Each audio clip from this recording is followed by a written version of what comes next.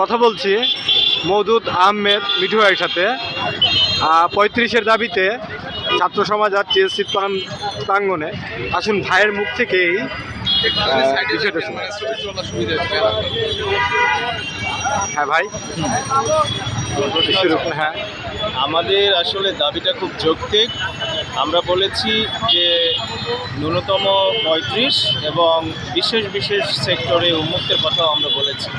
আপনারা জানেন একটা কমিশন গঠন করা হয়েছিল, সেই কমিশন কিন্তু অলরেডি সুপারিশ করে দিয়েছেন 35 ছেলেদের এবং মেয়েদের হচ্ছে 37, কিন্তু পরক্ষণেই দেখা গেল এই সরকার আসলে 32 করে দিয়েছেন।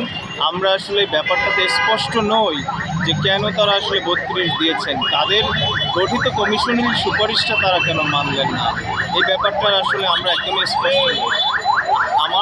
আমাদের স্পষ্ট জবাব হচ্ছে একটা, যে বাহিনী ছাড়া, যেমন মিলিটারি, পুলিশ, আনসার, নৌবাহিনী, এই যে বাহিনীর চাকরিগুলো ছাড়া যে সেক্টরে যতটুকু বয়স দরকার, যদি 35 যে সেক্টরে দরকার সেখানে 35 দিতে হবে, 37 যেখানে দরকার সেখানে 37 দিতে হবে, উন্মুক্ত যেখানে দরকার যেমন শিক্ষা, ডাক্তার, এদেরকে উন্মুক্ত করার চিন্তা ভাবনা করা যায় কিনা, পলিসি মেকারদের এই জায়গায় আসতে হবে।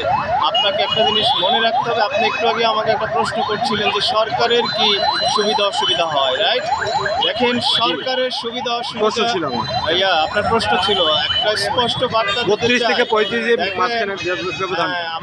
আমার কথা হচ্ছে সরকার এবং এই পলিসি মেকারদের সুবিধা অসুবিধা দিয়ে বাংলাদেশ চলবে না। বাংলাদেশ চলবে জনগণের সুবিধা অসুবিধা দিয়ে, রাইট?